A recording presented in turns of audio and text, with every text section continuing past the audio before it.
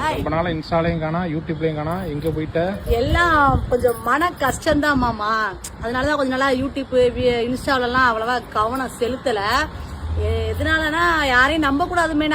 அதாவது யாரையும் இல்ல, வந்து யாரை நம்பணும் நம்ப கூடாதுன்னு தெரிஞ்சு நம்ம பழகணும்.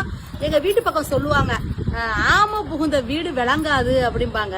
அதே மாதிரி என் வீட்டுக்குள்ளேயும் ஒரு 2 ஆமை வந்தது.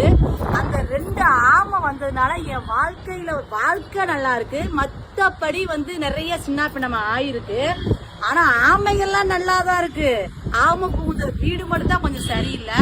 கூடிய சீக்கிரமே அந்த ஆமை யாரு என்ன ஏதுன்னு நானும் கண்டிப்பா வீடியோ போடுவேன் மக்களே. ஏன்னா நீங்களும் ஏதாவது கண்டிப்பா திட்டினாலும் சரி என்ன பண்ணாலும் சரி கொஞ்சம் ஆதரவா இருக்கும் அப்படின்னு ஒரு நம்பிக்கையோட நான் கண்டிப்பா கூடிய சீக்கிரமே வீடியோ போடுவேன். பிக் பாஸ் தாமரை சின்ன மருமகள் சீரியலை விட்டு விலகினது பலருக்குமே அதிர்ச்சியா தான் இருக்கும். ஏன்னா அதுக்கான காரணத்தை அவங்க எந்த இடத்துலயும் சொல்லவே இல்லை.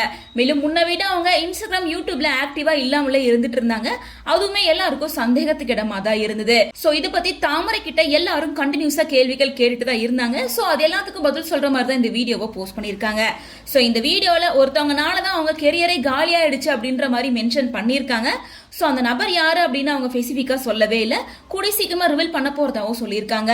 மேலும் ரீசெண்ட் டைம் அவங்களுக்கு எல்லா பிரச்சனைக்கும் அவங்க தான் காரணம் அப்படின்னு மென்ஷன் பண்ணியிருக்கிறதால கண்டிப்பா சின்ன மருமகள் சீரியல்ல இருந்து அவங்க விலகனத்துக்கும் அவங்க தான் காரணம் அப்படின்ற மாதிரி இருக்கு.